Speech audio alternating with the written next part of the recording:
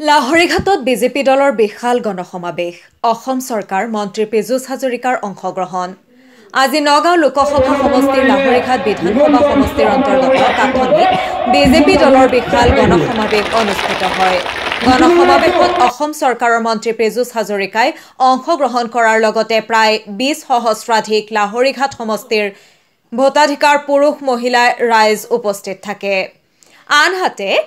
আজিৰ দিনটোতে লাহৰীঘাটৰ কাঠনিৰ উপৰি বৰালিমাৰী বৰথল দলৈগাঁও বৰচলা আৰু ধমধমিয়া গণসমাৱেশত হেলিকপ্টাৰ যোগে অংশগ্ৰহণ কৰে সভাত মন্ত্ৰীগৰাকীয়ে কয় যে আমাৰ বিজেপি চৰকাৰে ৰাইজৰ বাবে কাম কৰিছে গতিকে ৰাইজে আমাক ভোট দিব আৰু নগাঁও লোকসভা সমষ্টিত সুৰেশ বৰাৰ বিজয় নিশ্চিত মন্ত্ৰী পীযুষ হাজৰিকাই ভাষণত কংগ্ৰেছ আৰু এআইইউডিএফ দলক তীব্ৰ সমালোচনা কৰে আমি বহুতবাৰ যোগাযোগ কৰিছিল মোৰ লগতে যোগাযোগ কৰিছিল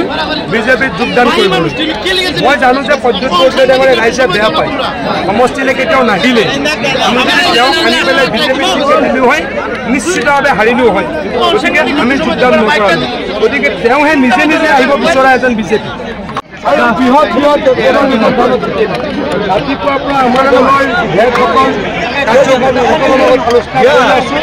সকলো উৎফুল্লিত অকল বিজেপিৰ কেৱল মানুহ বিৰোধী চৰকাৰ হৈ গৈছে গতিকে গোটেইকেইটা সমষ্টিত আমি জয়লাভ কৰিছোঁ এইবাৰ দেখিবলৈ পোৱা গৈছে যে আমাক অত্যন্ত মৰম দিছে অত্যন্ত সহায় দিছে আমি কামো কৰিছোঁ ৰাইজৰ কাৰণে লাহৰীঘাটৰ বছৰৰ পাছত বছৰৰ যি সমস্যা গৰাখহনীয়া তাৰ সমাধান কৰিছোঁ বানপানীৰ সমস্যা সমাধান কৰিছোঁ 150 কিলোমিটাৰ এই অঞ্চলৰ মথাউৰি পকীকৰণ কৰিছোঁ আৰু কোনো এটা কামত সংখ্যালঘু ৰাইজক আমি অন্যায় কৰা নাই বিৰোধত যি পাইছে লাহৰীঘাটতো সকলোৱে এইখিনি পাইছে গতিকে সকলোৱে উপলব্ধি কৰিছে যে আমি এবাৰ বিজেপিক ভোট দিব লাগে সেইকাৰণে দলে বলে ওলাই আহিছে আৰু আমাৰ প্ৰাৰ্থী সুৰেশ বৰা ডাঙৰীয়া নিঘাত জিকিব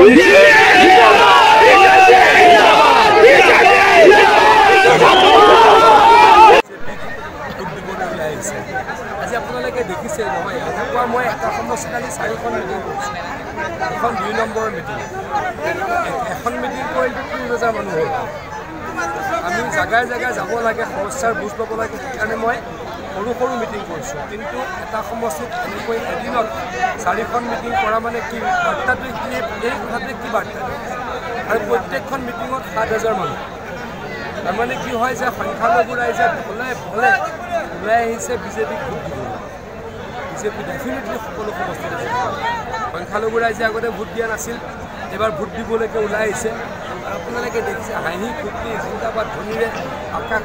কঁপাই দিছে গতিকে এখেতলোকে ভোটটো দিয়ে বুলি মই কেতিয়াও নাহোঁ গতিকে এখেতসকলে ভোট দিব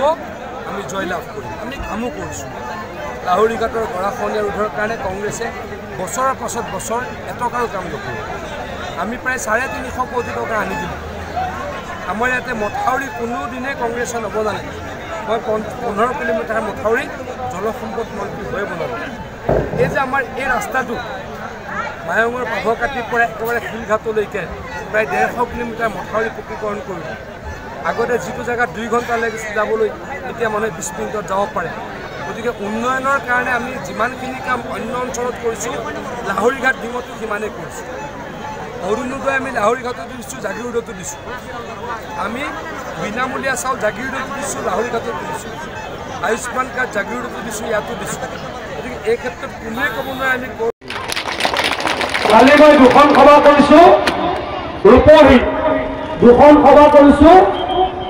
চামগুৰিত তাতো কংগ্ৰেছ চাফাই হৈ গৈছে